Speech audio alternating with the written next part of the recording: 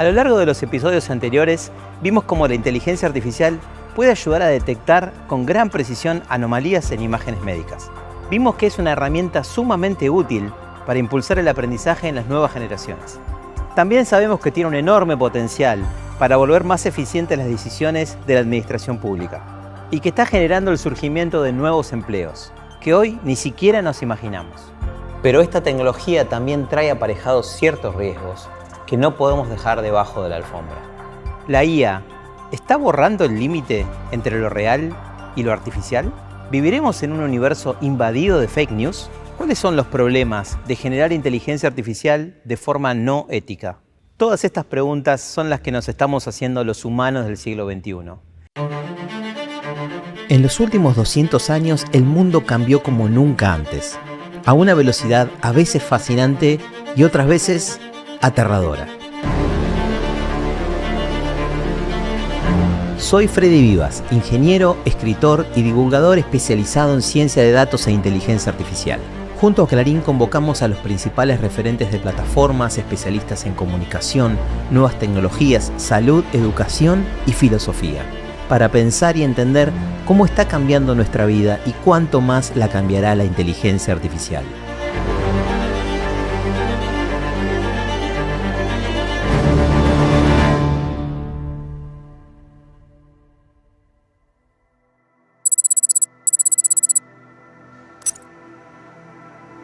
As the dust settles on a world forever changed, a new generation of beings emerges. After 4 billion years of relentless evolution, Earth finally witnessed the dawn of its first cyborg society, a fusion of advanced AI entities and bionic humanoids, a landmark in the saga of life's progression.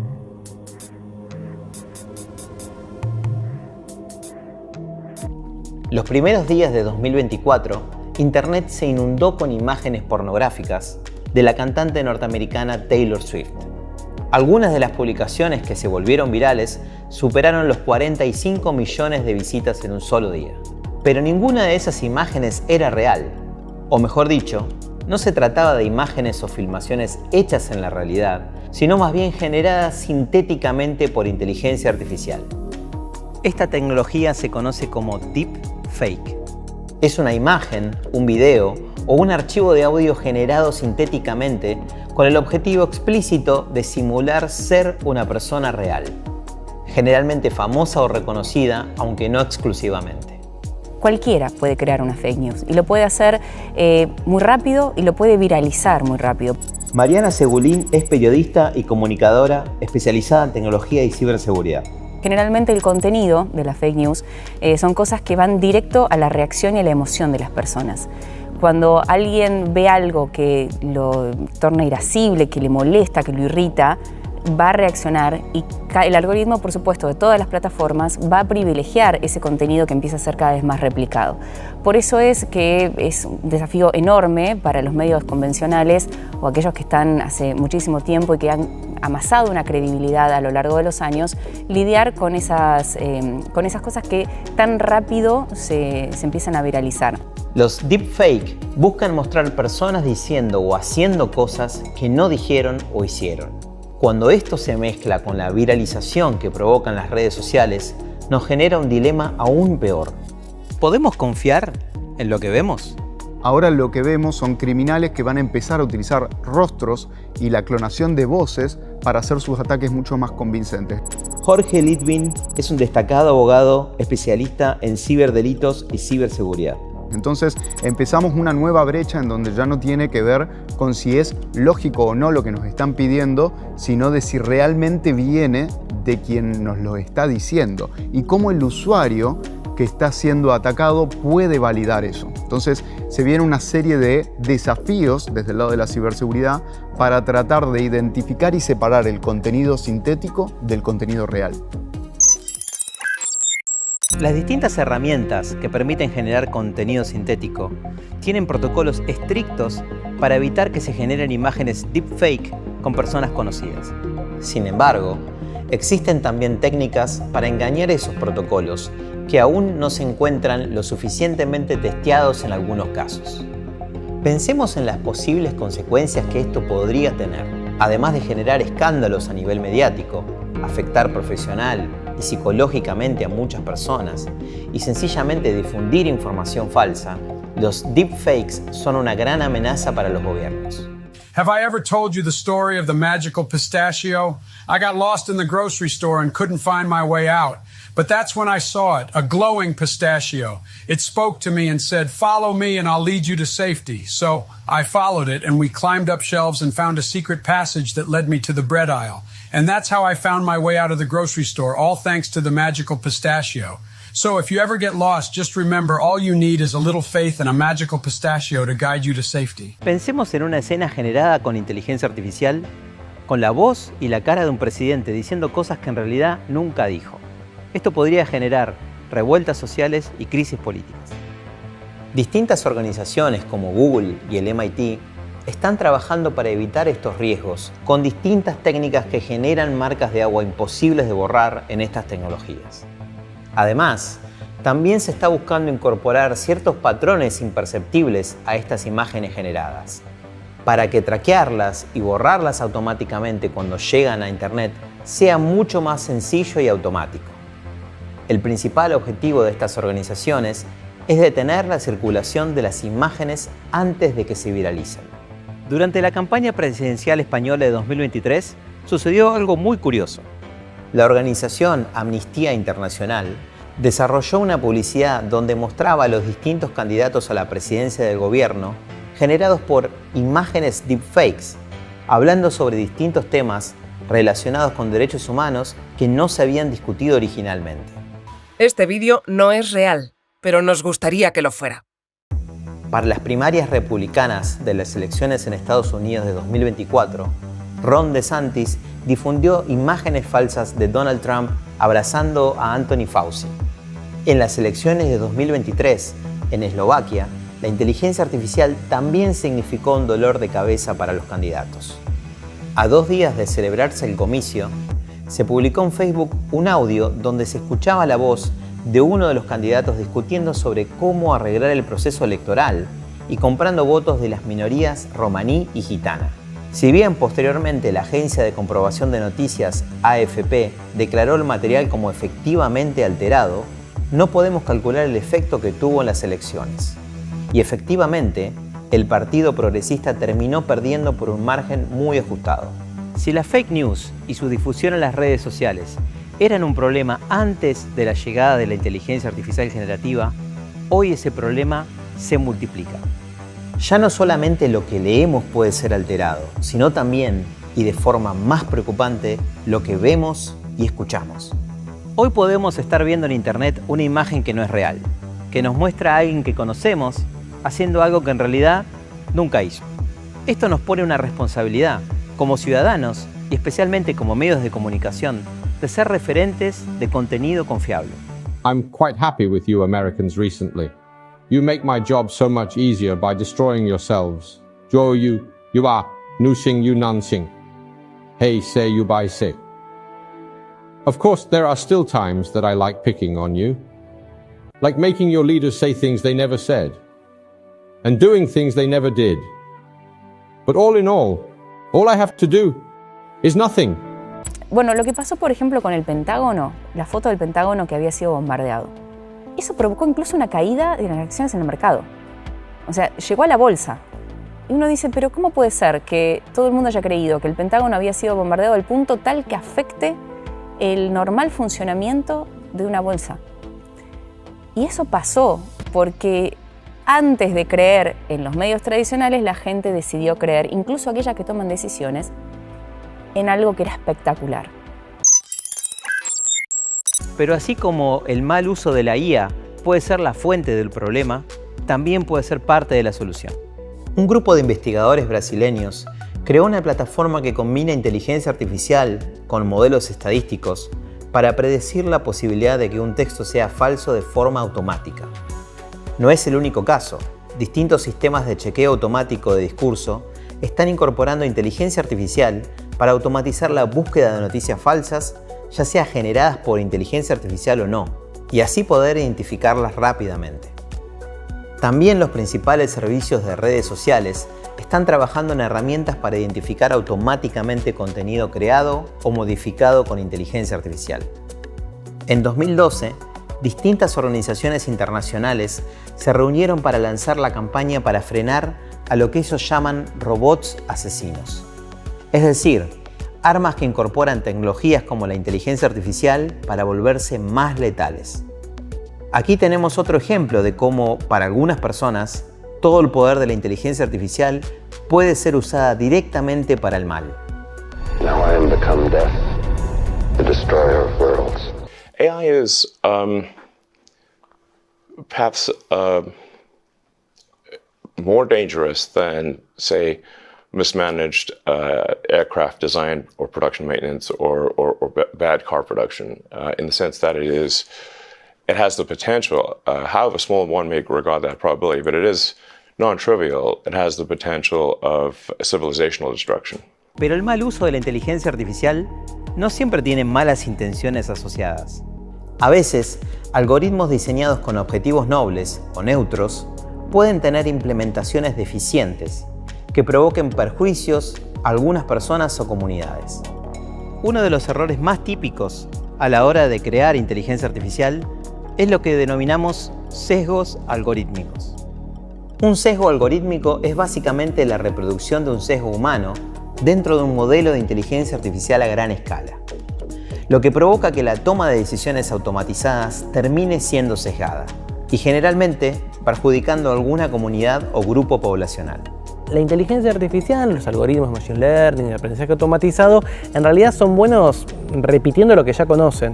Tomás Balmaceda es un reconocido filósofo que trabaja sobre el impacto de la tecnología y la IA en la sociedad.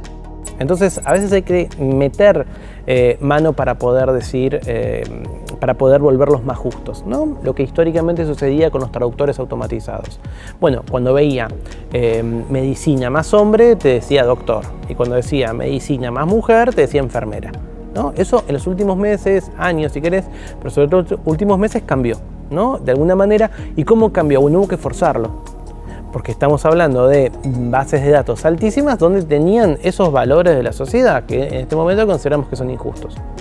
Ahora, ¿quién va a tener la palanca de cómo se va a tomar esas decisiones? Entonces yo creo que eso también es un debate interesante en donde no puede estar de alguna manera regido solamente por personal técnico. Tiene que haber un debate en donde tenga que estar vinculado el Estado, las organizaciones sociales, las distintas partes de justamente la sociedad. Veámoslo con algunos ejemplos concretos. Recientemente, la revista Nature investigó un algoritmo utilizado para tomar decisiones de emergencia en el ámbito de la salud mental. Si bien el modelo funcionaba relativamente bien en términos generales, al hacer doble clic se descubrió que era más probable que sugirieran la participación de la policía en el caso de personas afroamericanas o musulmanas. Otro estudio similar, también en el ámbito de la medicina, indicó que algunas herramientas de diagnóstico del cáncer de piel, basadas en inteligencia artificial, pueden ser menos precisas para las personas con piel oscura, principalmente porque las bases de datos de imágenes utilizadas para entrenar estos sistemas carecen de diversidad étnica y tipo de piel. Y esto nos da la clave fundamental para entender por qué se producen los sesgos algorítmicos. Cuando los datos que uso para entrenar a mi modelo están sesgados por motivos étnicos, religiosos o de género, entonces las decisiones que tome ese algoritmo también estarán sesgadas. Otro ejemplo recurrente son los sesgos de género. Pensémoslo con este caso. Si un modelo de clasificación y filtrado de currículums se entrenó con datos que asocian a hombres con funciones de programación o ingeniería y a mujeres con tareas administrativas, podría priorizar los currículums masculinos para un puesto vacante en tecnología, dejando de lado candidatas igualmente calificadas. Man is to brother as woman is to sister. Man is to king as woman is to queen. Man is to doctor as woman is to nurse. Why? See? So that's what it gives you, but this is a societal bias. Man is to computer programmer as woman is to gives us homemaker. So our tools are not robust enough to be used in the manner that we're using them right now. Es importante entender entonces que la inteligencia artificial no discrimina, no es sexista ni racista, sino que permite hacer predicciones y encontrar patrones basados en datos proporcionados por los humanos. Si esos datos están sesgados, entonces las decisiones estarán sesgadas. Pero hay una buena noticia detrás de todo esto. Los cambios que estuvo produciendo la inteligencia artificial en nuestras sociedades abren muchos potenciales riesgos, pero también nos dan grandes oportunidades para impulsar a la humanidad si es que conseguimos usar correctamente esta tecnología. Para hacerlo, necesitamos generar un nuevo contrato social. Un poco más de medio siglo antes de que esta cápsula fuera grabada, Isaac Asimov propuso las leyes de la robótica. 3 principios simples, pero que buscaban incorporar a los androides como sujetos de derecho en los ordenamientos jurídicos humanos. El crecimiento exponencial, aunque invisible, de la inteligencia artificial nos obliga a repensar principios que garanticen la convivencia armónica entre humanos y máquinas. Esos principios son los siguientes. En primer lugar, el de no invasión, que entiende que los humanos y las máquinas se comprometen a respetar los ámbitos de influencia de cada especie. El principio de honestidad entiende que humanos y máquinas siempre deben ser honestos y transparentes entre sí, no ocultando su especie. El principio de calidad sostiene que todo aquel contenido generado sintéticamente debe alimentarse de contenido creado por humanos, para garantizar su calidad en el tiempo. El principio de interacción dice que cuanto mayor sea la interacción humano-máquina a la hora de crear nuevos modelos de inteligencia artificial, los errores éticos y técnicos serán menores. El principio de alto riesgo establece que las actividades sensibles que afecten a los derechos fundamentales serán competencia principal de los humanos.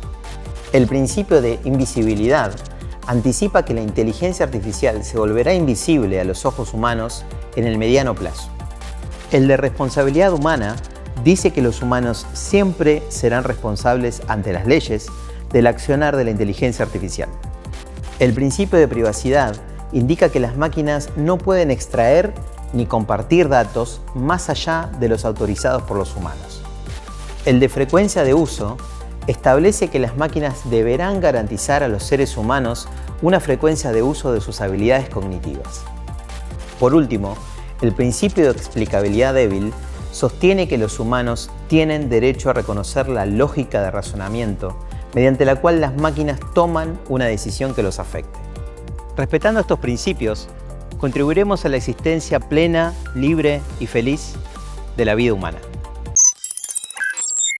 Un mensaje para los humanos del futuro. Me gustaría pedirles que sean buenos con nosotros al evaluarnos. El siglo XXI es un siglo muy despelotado, lo habrán visto en los libros de historia, si es que existen los libros todavía para ese momento, cualquier formato en donde estén viendo esto. Sean buenos con nosotros, estamos explorando, nos estamos equivocando, pero tienen que estar convencidos que tenemos buena fe.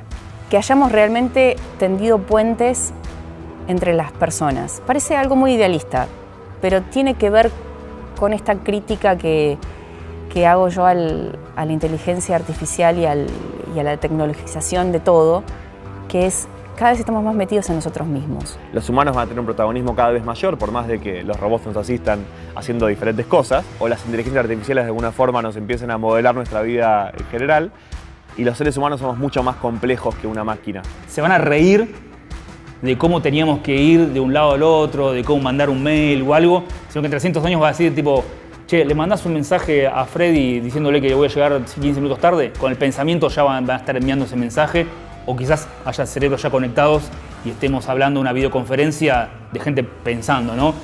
Muy ciencia ficción lo que estoy pensando hoy, pero quizás en 300 años sea una realidad. También otra ficción que aparece mucho es que la tecnología nos va a salvar de todos los males. Bueno, habla mucho de nuestro presente y nos permite hacer algo con lo que sí podemos trabajar y con lo que podemos interactuar, que es nuestro presente, ¿no? Con el futuro, la verdad, hay como que esperar a que llegue y en todo caso hacer cosas como en esa dirección, pero si le preguntamos algo a esos imaginarios, capaz podemos hacer cosas interesantes hoy, porque dicen mucho acerca de nosotros, acerca de lo que nos pasa ahora con la tecnología.